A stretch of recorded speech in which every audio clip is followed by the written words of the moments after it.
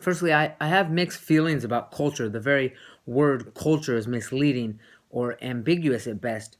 Often I believe that people associate culture with race, which I strongly disagree. I consider culture closer to profession, a spiritual ideology, ethical perspective, political philosophy. For instance, when I was a martial artist, a martial arts pilgrim, I identified much more with fellow martial artists whom I met, trained, and lived with in Dagestan and Scotland, Mexico, India, Japan, Thailand, than people I met day to day in America. Now, as an English lecturer at an international university, I identify with educational professionals from anywhere in the world more than someone in another profession from my homeland.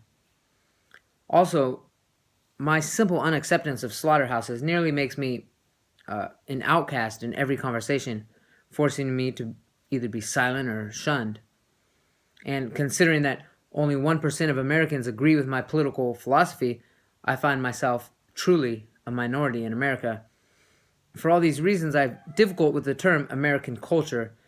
I'm proud of from where I came, and but I don't know. I feel the term is less inclusive of me than others.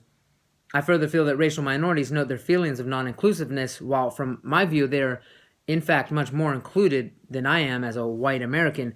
Simply speaking, race has little, if anything, to do with culture. So here I am in Thailand, a place where I feel more at harmony because my personal culture is more compatible in this society.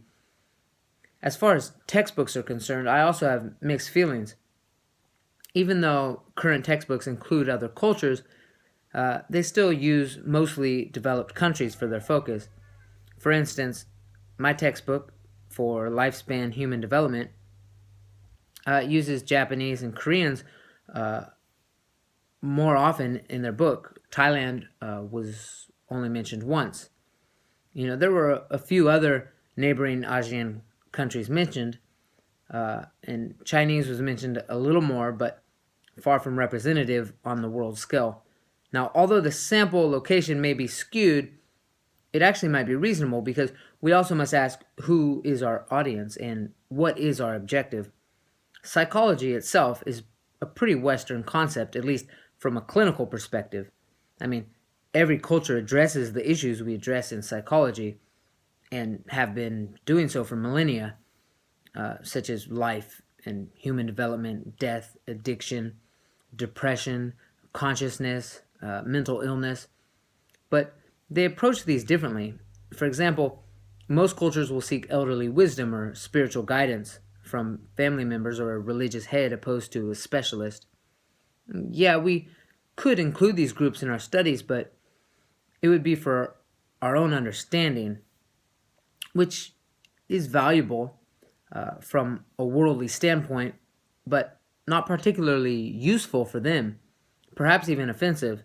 At the same time, understanding these differences will become particularly valuable to them if coming to America or being subsumed by globalism. The issue is far greater than inclusiveness. By including other cultures, we are being both relevant and insensitive. Which is more important, cultural relevance or cultural sensitivity? Can we have both? These are fair questions needing exploration. We are becoming a single culture, or at least a single multicultural society in America as well as globally, and I believe it is necessary for the sake of the Earth, as a living organism, that we assimilate ourselves into a worldview that respects our similarities.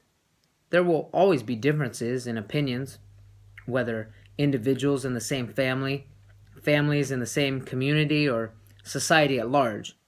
We all think quite differently at certain times, even from our past selves.